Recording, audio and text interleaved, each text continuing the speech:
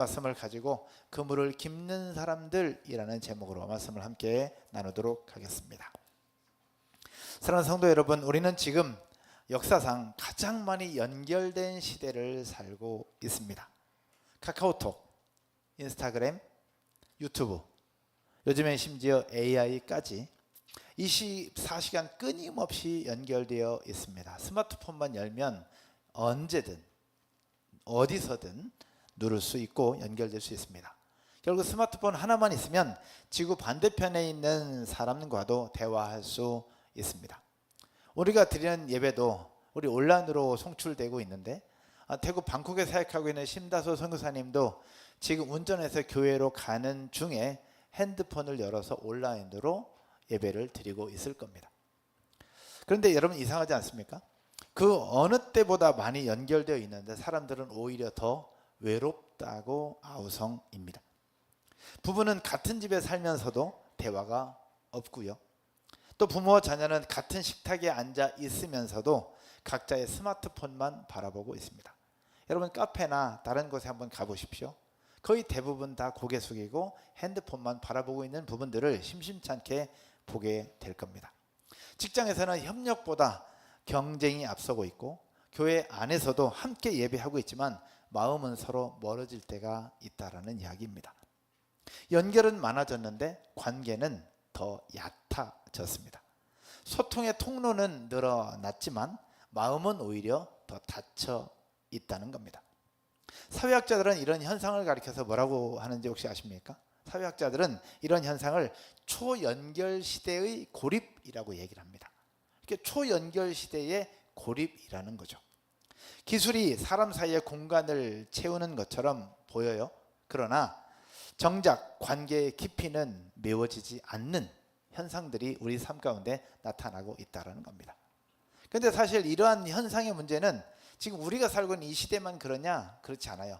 지금으로부터 정확히 2000년 전 고린도라고 하는 도시에 세워진 교회 안에서도 똑같은 문제로 씨름하고 있었습니다. 그런 현상들을 보고 그런 현상들에 대한 이야기를 듣고 난 이후에 사도 바울이 고린도 교회를 향해서 편지를 쓰게 되는데, 그 편지가 바로 고린도 전서와 고린도 후서입니다. 오늘은 특별히 고린도 전서 1장에 대한 내용으로 여러분들과 함께 나눌 것인데, 당시 고린도 교회에 어떤 현상들이 나타나는지, 그리고 그 현상들을 회복하기 위해서 무엇이 필요한지를 함께 나눌 때에 이런 부분들이 우리 교회, 또 여러분의 가정, 여러분의 셀 공동체, 그리고 우리가 속한 조직 속에서도 이런 현상들이 있을 수 있는데 어떻게 회복시키고 어떻게 고쳐나갈 수 있는지를 함께 살펴보려고 합니다. 첫 번째는요, 찢어진 공동체, 스키스마입니다. 따라서 한번 해볼까요? 찢어진 공동체, 스키스마. 고린도라고 한 도시는 당시 로마 제국의 아키아 지방의 수도였습니다.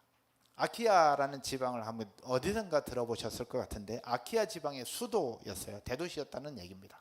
그리고 이오니아 해와 에게해를 연결하고 있는 전략적인 항구 도시였습니다. 이오니아 해는 잘 모르겠지만 에게해는 많이 들어보셨을 건데, 이오니아 해와 에게해를 연결하는 전략적인 항구 도시가 고린도였습니다. 그러다 보니까 이 고린도는 동양과 서양을 연결하는 무역의 도시였던 겁니다. 인구로는 약 70만 명 이상이 살았대요. 우리 안산 인구가 70만 명, 좀 요즘 더 되는 것 같던데, 그렇죠? 그래서 그 고린도라는 도시는 인구 70만 명 정도가 사는 대도시였습니다. 다양한 민족, 다양한 종교가 어우러졌고 문화가 혼재되어 있던 코스모폴리탄 도시의 형태였다라고 전문가들은 얘기하고 있습니다. 코스모폴리탄 형태의 도시, 바로 오늘날로 얘기하면 쉽게 이해할 수 있도록 서울과 부산과 인천, 항이 한데 합쳐져 있는 도시라고 보시면 된다는 겁니다. 서울과 부산, 굉장히 큰 대도시죠. 게다가 항구 도시인 인천항이 연결되어 있는 그런 형태가 바로 고린도라고 하는 도시였습니다. 그런데 이 도시에 바울이 1년 8개월 동안 거주하면서 그곳에 교회를 세워요. 그렇게 세운 교회가 바로 고린도 교회였습니다. 이 고린도 교회는 부유한 기업가들, 부유한 상인들이 살고 있었어요. 그리고 부유한 상인들이 교회 성도 안으로 들어왔죠. 그런데 거기에 이 부유한 상인들만 있었냐? 아니에요. 노예였다가 해방된 자유인들도 이 고린도 교회의 성도로 들어와 있었던 거예요. 그리고 유대인들도 있었고 유대인이 아닌 이방인들도 그 교회 안에 성도로 존재하고 있었던 겁니다. 다양한 민족, 다양한 족속들이 이렇게 모여있는 다양한 공동체, 어떻게 보면 가장 아름다운 공동체가 고린도 교회였다고 볼 수 있겠죠. 그런데 재미있는 것은 다양한 사람들이 모여있는 다양성은 본래는 하나님께서 주신 축복이에요. 각자 다른 모습으로 만드셨으니까. 그런데 각자 다른 모습으로 살고 있는 다양성이 세상의 가치와 연결되면 여기 뭐가 나타나느냐? 따라서 해볼까요?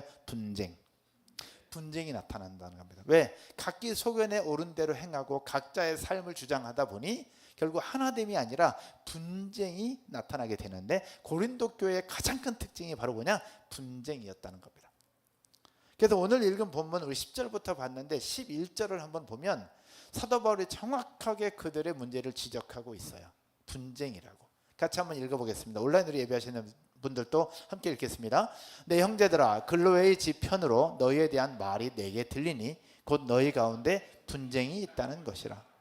결국 사도 바울이 그 교회를 세우고 또 전도 여행을 떠나고 했을 때에 글로웨의 집 편 사람으로부터 고린도 교회에 대한 이야기를 들어요. 고린도 교회 안에 분쟁이 있다. 그래서 그 분쟁 때문에 사도 바울이 그들에게 편지를 쓰게 된 거예요. 그게 고린도 전서, 고린도 후서의 이야기죠. 성경을 한번 보니까 분쟁이라는 단어가 바로 이게 뭐냐? 스키스마입니다. 분쟁이라는 단어의 헬라어 단어가 스키스마였습니다. 이 단어는 단순히 의견 차이를 얘기하는 단어가 아니었습니다. 이 스키스마는 찢어짐, 균열, 그리고 갈라진 틈을 이야기합니다. 마가복음 2장 21절에서도 얘기하는데 새로운 천을 헌 옷에 붙이면 더 크게 찢어진다라고 표현하는데, 더 크게 찢어진다라는 표현이 바로 스키스마라고 하는 헬라어 단어였습니다. 고린도 교회의 성도들은 그러면 왜 이런 분쟁이 생겼느냐라는 거죠. 여러분, 교회 안에 분쟁이 왜 생길까요? 예수님을 섬기고 함께 예배를 드리고 있는데 분쟁이 왜 생기냐는 거예요. 도대체 왜 생길까? 당시 고린도와 그리스 로마의 그런 문화적 형태를 우리가 살펴보면 이해할 수 있습니다. 당시 그리스 로마 문화에 관행이 있었는데 그 관행이 교회 안에 그대로 들어와 있었던 거예요. 당시 그리스와 로마 철학자들이 유명했어요. 나는, 내 스승은 아리스토텔레스다. 나의 스승은 키에르케고르다. 나의 스승은 플라톤이다. 그래서 나는 플라톤의 제자다, 나는 아리스토텔레스의 제자다, 난 키에르케고르의 제자다. 그런 문화들이 그 당시에 있었던 거죠. 그런 문화 속에 있었던 그것이 교회 안에도 그대로 들어와 있었던 거예요.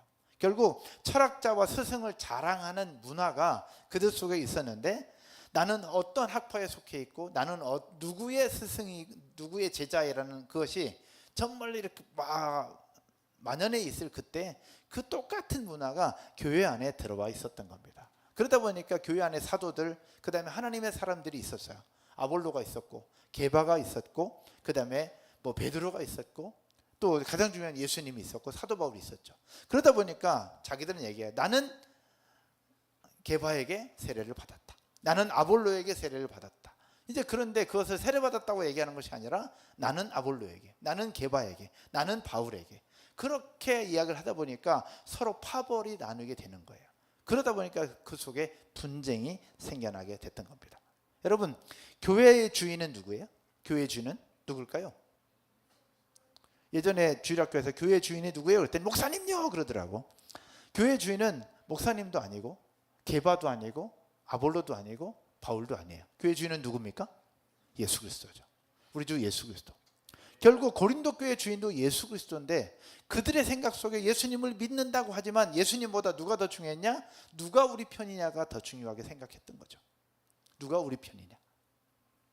여러분, 그러다 보니까 결국 분파주의가 교회 안에 생겨났고, 이 분파주의가 교회를 찢어놓게 된 거예요. 스키스마. 교회는 결국 분쟁으로 찢어져 버린 상태였던 겁니다. 이런 부분들을 보면서 사도 바울이 정확하게 그들에게 편지를 쓰면서 질문을 합니다. 그 질문이 13절이에요. 13절 한번 볼까요? 함께 보겠습니다. 그리스도께서 어찌 뭐 했느냐? 나뉘었느냐? 예수 그리스도가 나뉘었느냐? 그렇지 않다. 너희가 예수님을 믿는다고 하면서 왜 너희들은 자꾸 나뉘어져 있느냐라고 얘기하는 거예요. 그럼 사도 바울이 얘기해요. 내가 너희를 위해서 십자가에 못 박혔냐? 아니다. 십자가에 못 박힌 분은 예수 아니냐? 내가 바울의 이름으로 너희가 세례를 받았냐? 아니야. 세례는 곧 예수 그리스도의 이름으로 받는 거다. 누가 줬느냐가 중요한 것이 아니라 예수 그리스도의 이름으로 받는 게 중요한데, 나는 십자가에 못 박힌 것도 아니고 나는 세례를 줄 수 있는 그런 것도 아닌데 왜 너희가 자꾸 이것 가지고 파벌을 나누느냐라고 얘기를 하고 있는 겁니다. 여러분, 그러면 왜 이런 분쟁이 생기느냐라는 겁니다. 왜 이런 분쟁이 생길까? 분쟁이 생기는 이유는 바로 뭐냐? 따라서 볼까요? 예수 그리스도가 아니라 내 자아가 중심이 되기 때문이다. 결국 내 자아가 중심이 되기 때문인 거예요. 결국 예수님을 믿는다고 하지만 예수님이 핵심이 아니라 내 자아가 중심이 되는 거예요. 결국 내가 중요하다는 거죠. 결국 고린도 교회 성도들의 모습이 그러했습니다. 신학자 고든 피라고 하는 사람은 뭐라고 얘기하느냐? 고린도 교회의 분열은 복음의 본질에 대한 오해에서 비롯된다라고 얘기를 하고 있습니다. 결국 복음의 본질이 뭐예요? 복음의 본질? 복음은 예수 그리스도라고 얘기하잖아요. 예수 그리스도께서 우리에게 보여준 복음의 본질은 바로 뭐냐? 예수 그리스도의 십자가인 줄로 믿으시기를 주님의 이름으로 축복합니다. 결국 복음은 경쟁과 비교의 논리가 아니라 십자가 역설, 낮아짐과 섬김과 희생으로 작동하는 것, 이게 복음이라는 겁니다. 결국 예수 그리스도께서 십자가에 달려 돌아가심으로 하나님과 우리 관계를, 깨어진 우리 관계를 잇기 위해서 예수님이 본인 스스로 십자가를 지셨잖아요. 본인 스스로 희생하셨고 본인 스스로 낮아지셨잖아요. 예수님에게서 분쟁이라는 게 보일 수 있어요? 아니에요. 분쟁됐던 그들을 하나로 모으신 분이 예수 그리스도고 그 모습이 십자가인데, 고린도 교회 성도들 안에는 그 십자가가 보이지 않았던 겁니다. 십자가는 안 보이고 누구냐? 나는 누구파다, 나는 누구파다, 나는 누구의 제자고 누구는 나의 스승이다라고 얘기하는 부분들이 더 강했던 거예요. 그러다 보니까 분쟁이 생기는 거죠. 이런 분쟁이 교회 안에서 없을까요? 교회에서 생길 수 있어요. 다행히 저희 교회는 없는 것 같습니다. 할렐루야. 생긴다면 어떻게 생길 수 있냐? 예를 들면 그렇습니다. 나는 O2MG야. 할렐루야. 나는 O2MG야. 여기는 O2MG 자리니까 니네는 가. 이게 분쟁인 거예요. 나는 위드 MG야. 나는 21MG야. 난 플러스 MG야. 나는 HMG야. 내 MG만 주장하고 있는 부분들이 계속 생겨난다면 그렇게 되는 거예요. 많은 교회들은 뭘 얘기하느냐? 따라서 해볼까요? 부서 이기주의. 부서 이기주의가 생겨나고 있어요. 다행히 우리 교회는 그렇지 않아요. 제가 늘 얘기합니다. 한 셀 공동체가 자기 셀만 주장한다면 저는 그 셀 폭파시킨다고 얘기합니다. 결코 하나님 앞에서, 교회 공동체 앞에 우리 셀만 주장하는 그 이기주의는 있어서는 안 됩니다. 배배, 유치부, 초등부, VT인, 대학부, 청년부 각 부서는 서로 협력하고 서로 돕고 함께 해야 그것이 하나님이 원하시는 교회의 모습이에요. 그러나 저희는 공간이 많지 않으니까 그런데, 많은 공간이 있는 데는 그 자리는 절대 딴 부서는 못 들어갑니다. 왜 그래? 우리 부서 자리니까. 그런 부분들이 바로 이런 이기주의, 분파주의, 그런 부분이 있을 수 있다. 이게 스키스마인 거예요. 사랑하는 여러분, 여러분들이 한번 질문 드려 보겠습니다. 여러분의 삶에 혹시 스키스마가 있으십니까? 여러분 삶에 찢어진 그런 관계들이나 찢어진 것이 혹시 있느냐라는 겁니다. 어떤 분들은 부부관계 속에서 스키스마가 있을 수도 있겠습니다. 또 어떤 분들은 부모와 자녀 사이에서 스키스마가 있을 수 있겠고요. 또 어떤 분들은 직장 속에서의 스키스마가 있을 수 있겠습니다. 사장님과 직원들의 관계 속에서 해결되지 않는 스키스마가 있을 수 있다는 거예요. 그런데 더 가슴 아픈 것은 무엇이냐? 따라서 한번 해볼까요? 하나님과 우리와의 관계 속에서 스키스마가 존재하는 건 아닌가라는 겁니다. 하나님을 믿고 하나님을 섬기고 이렇게 예배하지만 하나님과의 관계 속에서 스키스마가 생긴다면 이건 너무나도 슬픈 일이라는 거죠. 그래서 오늘 저와 여러분이 함께 예배하는 우리들 속에 부부관계 속에서 스키스마가 있다면 해결되어지고 회복되어지는 여러분 모두가 되기를 주님의 이름으로 축복합니다. 부모 자녀 관계 속에서 스키스마가 있다면, 직장 속에서 스키스마가 있다면, 우리 셀 관계 속에서 스키스마가 있다면, 또 우리 자녀들과의 관계 속에서 스키스마가 있다면 오늘 예배 이후에 회복되어지고 다시 한번 연결되어지는 하나님의 놀라운 축복이 여러분의 모든 삶에 있게 되기를 주님의 이름으로 축복합니다. 두 번째, 이 스키스마가 해결될 수 있는 방법은 바로 뭐냐? 바로 하나님의 처방이 있기 때문에 그래요. 두 번째는 하나님의 처방입니다. 하나님의 처방이 바로 뭐냐? 카타르티조입니다. 따라서 해볼까요? 하나님의 처방, 카타르티조. 바울은 찢어져 있는 고린도 교회 공동체를 향해서 10절에서 놀라운 처방을 내리는데요. 10절 말씀 함께 한번 보겠습니다. 다 같이 읽을까요? 형제들아, 내가 우리 주 예수 그리스도의 이름으로 너희를 권하노니 모두가 어떤 말을 하고 같은 말을 하고 또 너희 가운데 분쟁이 없이 어떤 마음과 같은 마음과 또 어떤 뜻으로 같은 뜻으로 뭐하라? 온전히 합하라. 여기서 모두가 같은 말을 하래요. 같은 마음, 같은 뜻을 갖는 것 알겠어요. 근데 여기서 온전히 합하라라는 단어를 쓰고 있는데 온전히 합하라라는 단어가 바로 카타르티조입니다. 온전히 합하라는 단어가 카타르티조예요. 이 우리가 그 셀 사역을 할 때 온전케 되다, 이게 카타르티스모스라는 단어인데 여기에서도 나온 단어예요. 카타르티조는 온전히 합하라, 온전히 하나가 되라 라는 의미가 카타르티조예요. 그런데 카타르티조라는 단어가 원래 쓰였던 의미를 살펴보면 좀 더 정확하게 알 수 있겠어요. 카타르티조라는 단어가 언제 쓰였느냐? 크게 세 가지 경우에 쓰였는데, 첫 번째로 자막 준비했으니까 한번 볼게요. 카타르티조는 어부가 찢어진 그물을 한 코 한 코 다시 이어 수선할 때 사용하는 단어가 카타르티조입니다. 이해되시겠죠? 여러분, 이 어부가 그물을 수선하지 않은 상태 찢어진 그물을 들고 고기 잡으러 나간다고 생각해 봐요. 아무리 좋은 배를 타고 아무리 어부가 실력이 뛰어난다 해도 찢어진 그물로 고기 잡을 수 있어요, 없어요? 잡을 수 없습니다. 결국 고기를 잡기 위해서는 그물이 찢어진 것이 수선되어져야 돼요. 그럴 때 카타르티조라는 단어를 사용한다는 겁니다. 두 번째, 의사가 부러진 뼈를 맞추어서 제자리로 돌려놓을 때 쓰는 단어가 카타르티조입니다. 이게 의학 용어인 거죠. 마지막 하나 더 있어요. 군대에서 흩어진 대열을 대오라고 얘기하고 대열이라고 하는데, 대열을 다시 반듯하게 질서정연하게 정리할 때 사용하는 단어가 카타르티조입니다. 온전히 합하라는 단어가 카타르티조인데 이제 알겠죠? 결국 같은 말, 같은 뜻, 같은 마음으로 너희가 서로 온전히 합해라. 찢어진 그물이 수선하는 것처럼, 부러진 뼈가 제자리를 찾는 것처럼, 흩어진 대열이 다시 정렬하는 것처럼 그렇게 돼야 된다라는 이야기입니다. 여러분, 찢어진 그물을 한번 생각해 보자는 겁니다. 어부가 아무리 노력해도 찢어진 그물로는 고기를 잡을 수 없습니다. 가정도 마찬가지죠. 부부관계 속에서 그물이 찢어져 있으면 행복할까요, 안 할까요? 행복할 수가 없어요. 아무리 돈이 있고 아무리 실력이 뛰어나고 아무리 멋진 걸 한다 해도 부부관계에 그물이 찢어져 있으면 절대 행복할 수가 없습니다. 또 부모 자녀와의 관계 속에서 그물이 찢어져 있으면, 관계가 찢어져 있으면 어때요? 아무리 부모가 사랑을 주려고 해도 그 사랑은 자녀에게 흘러가지 않습니다. 또 관계 속에서 행복도 나올 수가 없고요. 그러면 가정에서만 그러냐? 아니에요.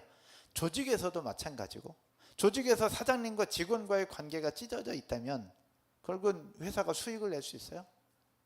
직원들이 관계가 나쁜데 일을 제대로 하겠냐는 거죠. 그럴 수가 없어요. 그러면 직장뿐만 아니라 교회 안에서는 어떠하냐는 거죠. 교회 안에서 셀 리더와 셀원이 함께 마음을 합하고 해야 되는데 그 속에 관계가 찢어져서 스키스마가 나타나고 있어요. 그러면 그 속에 그 은혜가 흘러가겠냐는 거죠. 셀 모임의 주인은 예수 그리스도인데 예수님께서 그 모임 가운데 은혜를 부어 주시겠냐는 거죠. 하나님은 사랑인데. 근데 하나님은 사랑인데 그 안에 사랑이 없어. 다 찢어져 있어. 회복이 안 되는 겁니다. 그래서 하나님은 이 새로운 프로그램보다 더 중요하게 생각하는 것이 무엇이냐? 먼저 찢어진 그물을 새롭게 깁기를 원하신다는 겁니다. 그래서 오늘 설교 제목이 그물을 깁는 사람들이에요. 사랑하는 여러분, 여러분의 관계 속에서 부부관계, 자녀와의 관계, 세론과의 관계, 리더와의 관계, 공동체 속에서의 관계가 스키스마의 모습이 있다면 오늘 예배 이후에 다시 관계가 이어지면서 카타르티조의 모습으로 새롭게 회복되어지는 저와 여러분 모두가 되기를 주님의 이름으로 축원드립니다. 그러면 이 찢어진 그물을 깁는 방법이 뭐냐라는 거예요. 좋은 대화법도 필요하고 기질검사도 필요하겠죠. 그러나 임시방편일 뿐이에요. 유능한 상담사, 또 훌륭한 프로그램 필요할 수 있겠죠. 그거는 해결할 수는 없습니다. 바로 뭐냐? 오늘 보면 18절에서 이야기를 하고 있습니다. 18절 같이 한번 볼까요? 같이 읽겠습니다. 십자가의 도가 멸망하는 자들에게는 미련한 것이요 구원을 받는 우리에게는 하나님의 능력이라. 아멘. 결국 찢어진 그물을 깁는 유일한 방법은 예수 그리스도의 십자가입니다. 할렐루야. 예수 그리스도의 십자가만이 찢어진 그물을 다시 연결할 수 있다는 겁니다. 왜냐하면 십자가는 하나님과 우리와의 찢어진 관계를 회복시켜 주시는 사건이기 때문에 그렇습니다. 그리고 죄로 인해 갈라진 관계를 예수님이 자기 몸으로 직접 이어주신 사건이 십자가입니다. 하나님과의 관계를 이어주셨고 이웃과의 관계를 이어주는 사건, 그리고 죄로 인해 무너진 관계를 다시 이어주신 사건, 자신의 몸으로 직접 연결해 주신 사건이 예수 그리스도의 십자가이기 때문에 그러합니다. 그래서 신학자 위르겐 몰트만이라고 하는 신학자, 위대한 신학자죠. 이 몰트만이 이런 이야기를 했어요. 십자가는 인간의 모든 분열 앞에 하나님이 세워주신 화해의 기호이다. 단순히 우리가 걸고 다니고 귀걸이하는 십자가의 모습이 아니라 이것은 하나님께서 우리에게 주신 모든 분열 앞에서 세워주신 화해의 기호다라는 것이 몰트만의 이야기입니다. 여러분, 십자가 앞에 서면 우리의 자랑이 있을 수 있을까요? 없을까요? 십자가 앞에 서면 우리의 자랑이 있을 수가 없습니다. 십자가 앞에 서면 내 고집이 있을 수 있나요? 없어요. 십자가 앞에 서면 내 권리를 주장할 수 있습니까? 십자가 앞에서? 십자가 앞에서는 내 권리를 주장할 수가 없어요. 나의 자랑을 이야기할 수 없어요. 십자가 앞에서는 내 주장을 할 수가 없어요. 십자가 앞에서는 내 고집을 이야기할 수 없어요. 결국 그래서 십자가 앞에 내가 나아갈 때 그 속에 스키스마가 아니라 카타르티죠. 온전히 합해지는 열매가 나타나게 된다는 겁니다. 사랑하는 여러분, 혹시 여러분의 삶에 스키스마의 모습이 있다면 오늘 이 말씀을 듣고 십자가의 삶으로 나아가 카타르티조로 변화되는 저와 여러분 모두가 되기를 주님의 이름으로 축원드립니다. 세상은 이기라고 얘기해요. 그러나 십자가는 양보하라고 합니다. 내 자존심을 내려놓으라고 해요. 세상은 자존심을 내세우라고 얘기하죠. 그러나 예수 그리스도의 십자가는 자존심을 내려놓으라고 합니다. 세상은 경쟁하라고 해요. 그러나 십자가는 사랑하라고 합니다. 사랑하기 위해서 필요한 것이 예수 그리스도의 십자가입니다. 양보요, 희생이고 내가 내려놓는 겁니다. 결국 십자가만이 스키스마를 카타르티조로 바꿀 수 있다는 거예요. 사랑하는 여러분, 잠시 후에 드려질 성찬식의 의미는 바로 무엇이냐? 예수 그리스도의 살과 예수 그리스도께서 흘려주신 피를 기념하는 예식입니다. 바로 무엇이냐? 이 스키스마를 카타르티조로 만드는 데 있어서 가장 중요한 십자가, 너희들이 알고만 있지 말고 이것을 기억하고 모든 삶에서 십자가의 삶으로 살아내라고 얘기를 하는 것이 바로 성찬입니다. 이 성찬을 할 때 이런 생각들을 가지고 함께 동참하는 저와 여러분 모두가 되기를 주님의 이름으로 축복합니다. 말씀의 결론을 맺으면서요, 여러분, 세상 사람들은 끊임없이 나누려고 합니다. 지역과 지역을 나눠요. 세대를 나누고요, 또 계층을 나눕니다. 정치도 좌와 우를 나눠요. 심지어 교회까지도 나눕니다. 큰 교회, 작은 교회. 너무 슬프지 않아요? 큰 교회, 작은 교회 나눠요. 요즘엔 도시교회와 농촌교회를 또 나눕니다. 도대체 왜 이렇게 나누는지 모르겠어요. 그래서 교회 안에 많은 믿지 않는 사람들이 얘기해요. 교회 안에 왜 이렇게 교파가 많냐고. 장로교 합동이 있고 장로교 통합이 있어요. 여러분, 합동과 통합의 차이가 뭘까요? 모르겠어요, 저도. 근데 합동이 있고 통합이 있어요. 또 합동과 통합이 있냐? 장로교 개혁도 있어요. 감리교 있고 순복음 있고 침례교 있고 도대체 왜 생겨났는지 모르겠어요. 근데 나름대로 우리가 모르는 뭔가 있겠죠. 그런데 세상은 더 많이 나누고 있다는 거예요. 더 많이 나누고 있어요. 사랑하는 성도 여러분, 그러나 십자가를 경험한 사람은 이렇게 나누고 찢는 사람이 아니라 그물을 깁는 사람들입니다. 할렐루야. 그래서 우리가 예수 그리스도의 십자가로 그물을 깁는 사람이 돼요. 찢어진 공동체가 아니라 다른 연결된 공동체, 하나 되는 공동체, 아니 하나됨을 힘써서 지키는 저와 여러분 모두가 되시기를 주님의 이름으로 축복합니다. 마지막으로 한 사람을 소개할까 합니다. 이분은 저의 친구이기도 하고 여러분의 친구이기도 합니다. 사도 바울의 친구이기도 하고 또 성경에 있는 수많은 사람들의 친구이기도 합니다. 이 사람의 원래 이름은 요셉이에요. 원래 이름은 요셉. 그런데 이분이 워낙 모든 삶에서 카타르티조의 삶을 살았어요. 그래서 사람들은 이분을 위로의 아들이라고 표현을 했습니다. 그분이 누구냐? 바나바입니다. 바나바는 초대교회 대표적인 인물인데 바나바의 모든 삶이 카타르티조의 삶이었어요. 그래서 바나바가 어떻게 카타르티조의 삶을 살았는지를 함께 나누면서 오늘 말씀을 마무리할까 합니다. 우리 자막으로 준비했는데 한번 볼까요? 카타르티조의 삶을 몸소 보여줬던 바나바. 바나바는요, 첫 번째는 바울과 교회를 연결했던 사람입니다. 당시 사도들이 있었어요. 그리고 다메섹 도상에서 사도 바울이 사울이었다가 예수님을 만나면서 인생이 바뀌죠. 그런데 사울이 예수님을 만나면서 복음을 듣고 하나님의 사람이 되었다는 얘기를 들어요. 그러나 사도들은 여전히 사울을 두려워합니다. 무서워해요. 그 사람 우리를 잡던 사람 아니야? 우리를 잡아서 죽이려고 핍박하던 사람 아니야? 여전히 사울을 공동체 안 들어오는 걸 거부했어요. 그 속에서 막아서서 그 공동체 안으로 사울을 데리고 들어왔던 사람이 누구냐? 그 사람이 바로 바나바였던 겁니다. 그게 바나바였어요. 바나바가 아니었다면 아마 사도 바울은 아무리 물론 하나님의 일하심이 있겠지만 그렇게 빠르게 교회 안에 들어올 수 없었을지도 모릅니다. 그 중간에서 사울을 공동체 안으로 데려왔던 사람, 연결했던 사람이 바로 바나바였던 겁니다. 두 번째, 바로 바나바는 어떤 사람이었느냐? 안디옥 교회와 바울을 연결했던 사람입니다. 안디옥 교회에 위대한 부흥의 역사들이 있었어요. 그러면서 안디옥 교회부터 선교 역사들이 막 일어났잖아요. 근데 안디옥 교회 부흥과 역사들이 일어날 때 그 안디옥 교회에 바울을 데리고 들어왔던 사람도 바나바였습니다. 이 바나바가 다소까지 걸어가서 바울을 데리고 안디옥 교회로 들어오면서 그 이후부터 역사상 가장 위대한 선교팀이 꾸려지게 되는데 그 중심에 있던 사람이 바나바였던 거예요. 그런데 바나바가 워낙 성품적으로 조용한 사람이었기 때문에 사람들은 바울은 기억하는데 바나바는 기억 못할 수도 있거든요. 성경도 바울은 어마어마하게 성경을 많이 썼는데 바나바는 그런 게 없으니까. 그런데 오늘의 바울이 있기 위해서는 바나바가 역할이 굉장히 컸던 거예요. 카타르티주의 삶을 그대로 살았던 사람이 바나바였습니다.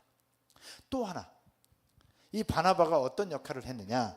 바로 실패했던 마가를 다시 일으키고 세워줬던 사람, 사도들과 연결했던 사람이 바나바입니다. 1차 전도 여행 때 이 바울과 마가 이 사이에 관계가 좋지 않아요. 그리고 전도여행 때 마가가 뭔가 잘못을 했어요. 그래서 마가가 도망쳐 버립니다. 그 모습을 보고 사도 바울이 화가 엄청나게 납니다. 그럼 한마디로 저 자식은 안 된다고, 한마디로 얘기하면 그래요. 저 사람은 절대 안 된다, 전도팀에 절대 받아들여서는 안 된다라고 아예 딱 잘라서 얘기를 합니다. 그런데 그것을 막아서서 그럼에도 불구하고 저를 용서하고 저에게 다시 기회를 줍시다라고 실패했던 마가, 도망쳤던 마가를 다시 불러서 기회를 줬던 사람이 누구냐? 그 사람이 바로 바나바입니다. 얼마나 멋져요. 카타르티주의 삶을 살았어요. 그렇게 하기까지 그냥 쉬웠겠냐는 거죠. 바나바가 본인의 모든 삶을 그냥 바치면서 그냥 십자가의 삶을 살았던 거예요. 그러면서 마가를 다시 회복시키고 살려요.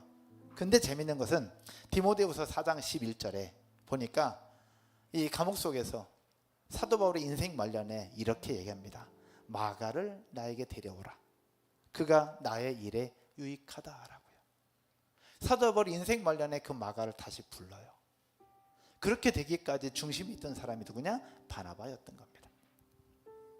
결국 바나바는 사람을 잘라내는 사람이 아니라 사람을 이어주는 사람이었어요. 스키스마가 아니라 스키스마에서 카타르티조로 연결하는 사람, 하나 되게 하는 사람이 바로 바나바였던 겁니다. 실수한 사람에게 낙인 찍어서 결국 버려버리는 사람이 아니라 다시 공동체 안으로 연결하는 사람이 바로 바나바였고, 그것이 카타르티조였던 겁니다. 하나님은 지금 우리에게도 바나바와 같은 사람을 원하고 있고 바나바와 같은 사람을 찾고 있음을 믿으시기를 주님의 이름으로 축원드립니다. 천재보다, 실력 있는 사람보다, 영적인 능력이 뛰어난 사람보다, 리더십 있는 사람보다 바나바를 원한다는 겁니다. 능력 있는 사람보다 사람을 품는 사람, 그리고 누군가를 평가하는 사람이 아니라 사람과 사람을 연결하고 서로 아프고 어려운 사람들을 회복시키고 연결해주는 카타르티조와의 삶을 살아가는 바나바와 같은 사람을 찾고 있다는 겁니다. 이건 멀리 있지 않아요.